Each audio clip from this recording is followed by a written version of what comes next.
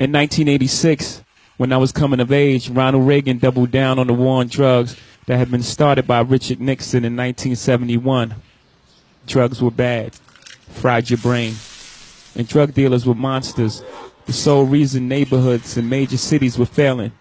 No one wanted to talk about Reaganomics and the ending of social safety nets, the defunding of schools and the loss of jobs in cities across America. Young men like me who hustled became the sole villain, and drug addicts lacked moral fortitude.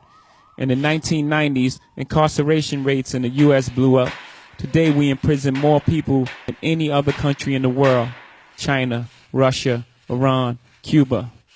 All countries we consider autocratic and repressive.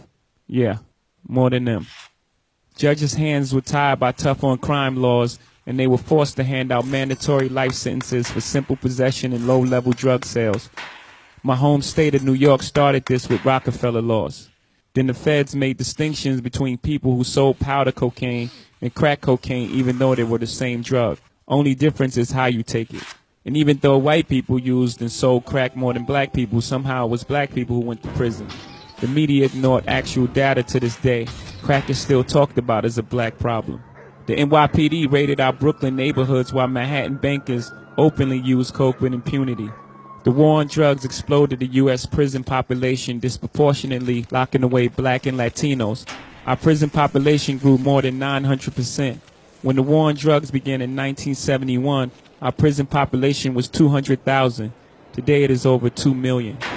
Long after the crack era ended, we continued our war on drugs. There were more than 1.5 million drug arrests in 2014. More than 80% were for possession only.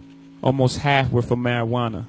People are finally talking about treating addiction to harder drugs as a health crisis. But there's no compassionate language about drug dealers. Unless, of course, we're talking about places like Colorado, whose state economy got a huge boost by the above-ground marijuana industry. A few states south in Louisiana, they're still handing out mandatory sentences for people who sell weed. Despite a booming and celebrated 50 billion legal marijuana industry, most states still disproportionately hand out mandatory sentences to black and Latinos with drug cases.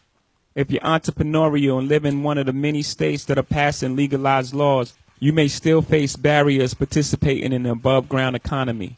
Venture capitalists migrate to these states to open multi-billion-dollar operations, but former felons can't open a dispensary. Lots of times those felonies were drug charges, caught by poor people who sold drugs for a living, but are now prohibited from participating in one of the fastest growing economies. Got it? In states like New York, where holding marijuana is no longer grounds for arrest, police issue possession citations in black and Latino neighborhoods at a far higher rate than other neighborhoods. Kids in Crown Heights are constantly stopped and ticketed for trees. Kids at dorms in Columbia, where rates of marijuana use are equal to or worse than those in the hood, are never targeted or ticketed. Rates of drug use are as high as they were when Nixon declared this so-called war in 1971. 45 years later, it's time to rethink our policies and laws. The war on drugs is an epic fail.